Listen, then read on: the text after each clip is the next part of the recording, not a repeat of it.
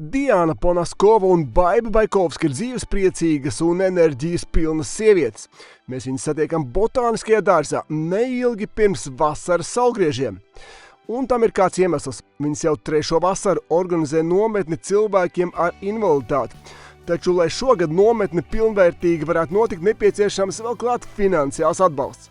Tā galvenā doma ir ļaut piedzīvot ģimenēm, kurās kāds ir ar invaliditāti, piedzīvot to mīlestību, to pieņemšanu un to kopā būšanu bez nosacījumiem. Parādīt to, ka ir iespējams vairāk, un arī šajā dzīvē ir iespējams vairāk, kā domāt tikai par savām vajadzībām un žēlot tikai sevi. Nometne daudziem cilvēkiem ar invaliditāti ir retā iespēja būt kopā, būt dabā, ar brīvprātīgajiem piedzīvot iedvesmojošus un skaistus brīžus.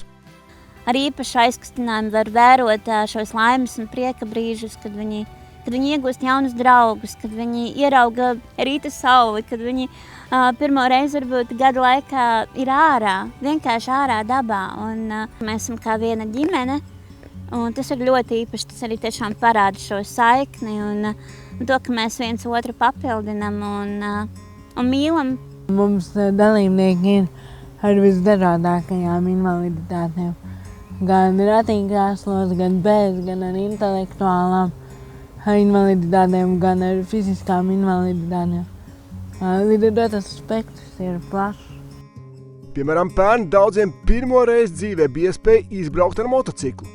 Pie mums ciemojās viesi motobaikeri, baikeri, kuri izvizināja visus bērnus un jauniešus, pilnīgi visus, kuri vēlējās izbaudīt vēju matos un šādu piedzīvojumu, jo tur atklājās tās sadarbošanās, jo gan brīvprātīgie pat turot klēpi izvizināja, gan palīdzēja uzskāpt, gan redzēja tās prieka, bet asaras, tā kā tur raudājām, man liekas, lielākā daļa no sajūsmas un pateicības, kā Dievs par mums visiem gādā. Jā, tur pat tie baikeri. Arī baikeri raudāja. Arī baikeri raudāja.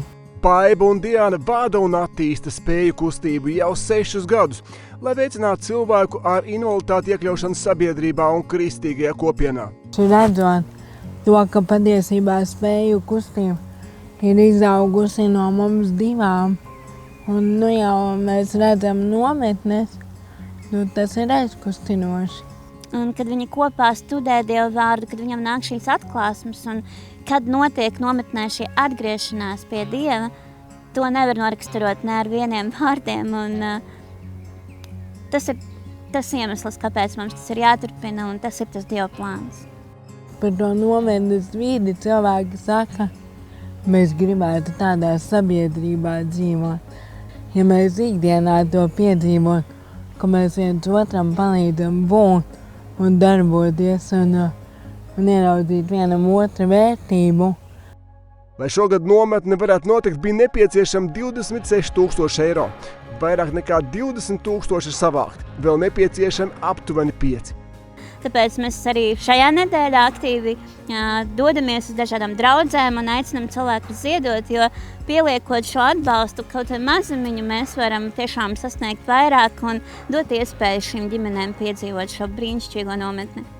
Mēs aicinām līdz cilvēkus ziedot, piedalīties un dot iespēju cilvēkiem ar un arī ar invaliditāti kopā ar bez invaliditātes piedzīvot šo.